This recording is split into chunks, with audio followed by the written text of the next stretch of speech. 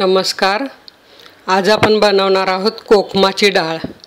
कोकम म्हणजे ज्याला काही ठिकाणी आमसूल बोलतात, हे कोकणात होतात. हे असे कोकमाचे मी एक 10-11 पीस घेतलेले आहेत. ही मी डाळ शिजवून घेतलेली आहे. डाळ 1 कप डाळ म्हणजे 100 ग्राम डाळ आहे. म्हणजे मला जी रोज डाळ लागते ती मी शिजवून घेतले 100 ग्राम. म्हणजे 1 वाटी मी घेते, त्या वाटीने रोज घेते, म्हणजे तेवढी मला बरोबर पुरते. आणि 2 वाट्या पाणी घालून त्यात अर्धा टीस्पून हळद आणि चिमूटभर हिंग घालून शिजवून घेतली आहे आणि हटवून घेतली आहे रवीने. ही बघा माझी ही डाळ असते, तुरीची, मुगाची, मसूरची. असं मी महिन्याला तिन्ही डाळी समप्रमाणात आणते आणि बरणीत भरून ठेवते आणि रोज ह्याचंच वरण बनवते. हे मी आधी सांगितलंच आहे, सांबार बनवलं तेव्हा किंवा डाळ खिचडी बनवली तेव्हा. म्हणजे कसं नंतर आपल्याला डॉक्टरने सांगण्यापेक्षा की तुरीची डाळ बंद करा, तुम्हाला पित्त होतं, नुसती मुगाची खा. मग ते मुगाच्या डाळीला एवढी चव नसते. मग ती खाण्यापेक्षा आपण आत्तापासून जर आपली काळजी घेतली, अशा तिन्ही डाळी जर रोज मिक्स करून तुम्ही डाळ बनवली तर ती खूप सुंदर लागते. डाळ अजिबात तुम्हाला चवीत फरक पडणार नाही. पण तीच डाळ अशी आपण अशी रोज वेगवेगळी चवदार बनवली तर आणखीच उत्तम, नाही का? तर मी हे 1 कप डाळ घेतली आहे. त्याकरिता मी हे कढीपत्त्याची 10-12 पानं घेतली आहे. कोथिंबीर घेतली आहे सजावटीकरता. ह्या ओल्या मिरच्या पण, लाल मिरच्या आहेत ह्या पण मी फोडणीला द्यायला घेतलेल्या आहेत. हे कोकम, ही कोथिंबीर घेतलेली आहे. त्यात ही हळद घालायची आहे. आपण त्याच्यात थोडी घातली आहे. याच्यात साधारण हा चमचाभर अशी हळद तेलात आपल्याला घालायची आहे. हे माझा आलं लसूण पेस्ट आहे. ही तुम्हाला डिस्क्रिप्शन बॉक्समध्ये मिळेलच. ही मी अर्धा चमचा घेतली आहे. हा माझा अजून मला लसूण पात मिळते, त्यामुळे मी हा लसूण पात ठेचा बनवून ठेवते. हा आहे माझा अर्धा टीस्पून हा पण आहे. जर तुम्हाला हा ठेचा घालायचा नसेल तर तुम्ही 2 हिरव्या मिरच्या कापून घालू शकतात. ही डाळ जास्त तिखट नसते. हे जिरे मोहरी आपल्याला अर्धा टीस्पून फोडणीला घालायचं आहे. हे मीठ आहे चवीप्रमाणे 1 टेबलस्पून आहे, ते आपल्याला घालायचं आहे. ही जिऱ्याची पावडर घेतली आहे मी अर्धा टीस्पून, ती घालायची आहे. हा हिंग आहे माझा, ह्यातला पण मी 1 पाव टीस्पून हिंग घालणार आहे. हे ओलं खोबरं, हे पण सजावटीकरता किंवा छान लागते याची चव वरणात. हा मी गूळ घेतला आहे चवीप्रमाणे. कोकम घातल्यावर आपल्याला गूळ घालायचा आहे. हा एक साधारण लिंबा एवढा गोल आहे, तो मी सुरीने कापून घेतला आहे. आता आपण फोडणी द्यायला सुरुवात करूया. हे मी पातेलं तापत ठेवलं आहे. तेल अगदी कमी घालायचं आपल्याला, कारण वरून आपण साजूक तूप घेऊ शकतो. हे तेल घातलं आहे मी 1 टीस्पून आहे, टेबलस्पून आहे साधारण. आता हे छान गरम होऊ द्यायचं आहे आणि मग त्यात आपल्याला मोहरी जिरं घालून घ्यायचं आहे. हे बघा इथे तेल आपलं तापलेलं आहे, असं गरम वाफ येते. यात आपल्याला हे बघा मोहरी घालून घ्यायची आहे. मी मोहरी तडतडल्यावर गॅस बंद करणार आहे, कारण आलं मिरची ठेचा हा जळायला नको म्हणून.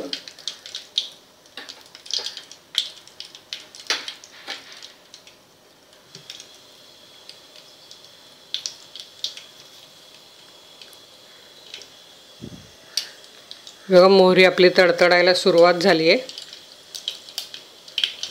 गॅस बंद करते मी, म्हणजे जिरेही जळत नाही.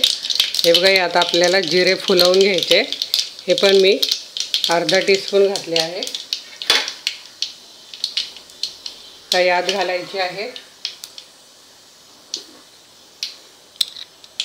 आलं लसूण ठेचा किंवा पेस्ट म्हणतात ज्याला. तेलात असं छान परतवायचं आहे. कढीपत्त्याची पानं 8 ते 10. हा लसूण पात ठेचा, म्हणजे याच्यात हिरवी मिरची, लसणाची पात आणि कढीपत्ता असतो माझा वाटलेला.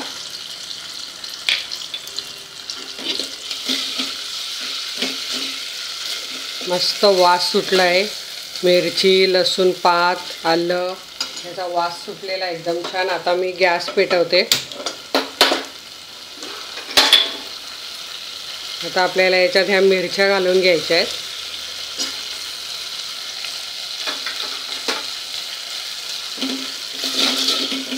कढीपत्त्याचा पण एकदम छान वास सुटला आहे. लगेच वास येतो त्याचा, तो वास येईपर्यंतच परतायचा आहे. आता आपण याच्यात घालून घेऊया हळद. 1 चमचा म्हणजे 1 टेबलस्पून हळद घालूया. गॅस बारीक एकदम ठेवायचा आहे. हिंग पाव टीस्पून आपण शिजताना घातलेला आहे. ही आहे जिऱ्याची पावडर. आपण जिरे घातले त्याच्यामुळे जिऱ्याची पावडर कमी घालायची. हळद छान अशी रंग येईपर्यंत आपल्याला याच्यात परतून घ्यायची आहे. आता आपण याच्यात ही शिजवून हटवून घेतलेली डाळ आहे ही घालूया.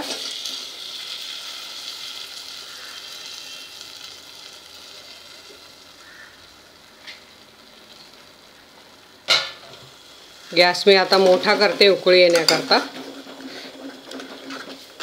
हे छान मिक्स करून घेते. लगेच मिक्स करायचं डाळ घातल्या घातल्या, नाही तर मग खालचं सर्व जळायला सुरुवात होते. म्हणजे असं ते कडवट लागायला नको. मस्त बघा डाळीचा रंग आला आहे. यात आपल्याला कोकम घालून घ्यायचे आणि आपल्याला जेवढी घट्ट पातळ पाहिजे तेवढं पाणी घालून घ्यायचं आपल्याला. हे बघा मी हे भांड्यातलं ज्याच्यात शिजवली ते भांडं धुवून तेच पाणी घालते आहे मी. आणि याने मी डाळ अशी हटवून घेतलेली आहे.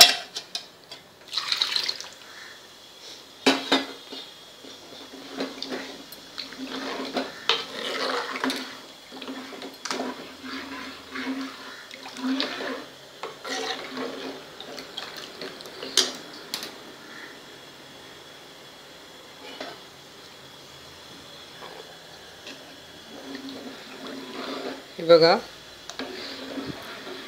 ही डाळ तुम्ही चपाती बरोबर भाताबरोबर खाऊ शकतात. खूप छान लागते. आता यात आपल्याला घालायचं आहे गूळ.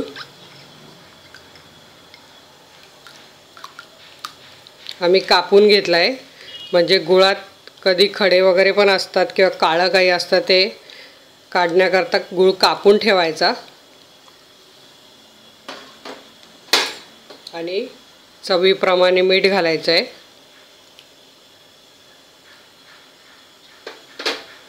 आणि डाळीला आपल्याला छान उकळी येऊ द्यायची आहे. एकदम छान डाळीचा वास सुटलेला आहे आपल्या. म्हणजे रोज रोज साधी डाळ किंवा त्याच प्रकारची डाळ करण्यापेक्षा मी अशा वेगळ्या डाळी बनवते. कधी टोमॅटो घालते, कधी सांबार, कधी अशी डाळ, कधी प्लेन डाळ. आता आपल्याला उकळी येईपर्यंत वाट बघायची आणि त्यात मग कोकम पण उकळेल तसं त्याचा आंबटपणा आपल्या डाळीत उतरणार आहे आणि गुळाचा गोडपणा.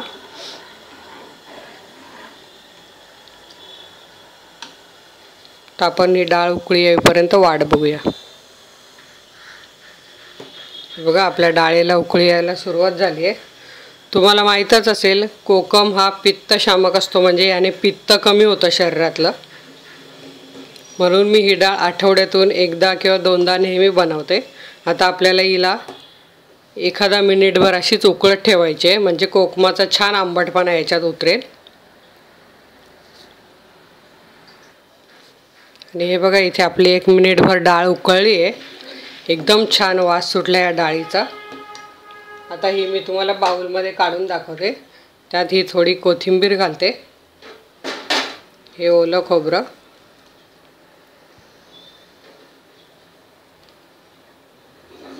मस्त आपली ही डाळ झाली आहे. ही मी तुम्हाला बाउलमध्ये काढून दाखवते. तुम्हाला जर आणखी घट्ट पाहिजे असेल तर तुम्ही घट्ट बनवू शकतात.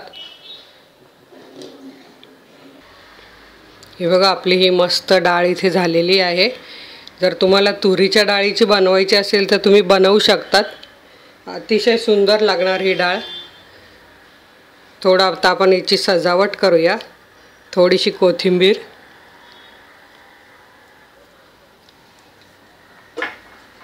आणि ओलं खोबरं.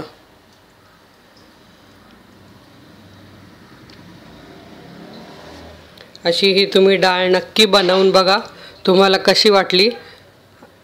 तुम्हाला ही डाळ आवडली असेल तर माझा व्हिडिओ लाईक करा आणि अशाच छान छान रेसिपी बघण्याकरता तुम्हाला आता काय करायचं आहे, तुमच्या मोबाईल स्क्रीनवर माझा लोगो आला असेल त्यावर क्लिक करा. धन्यवाद.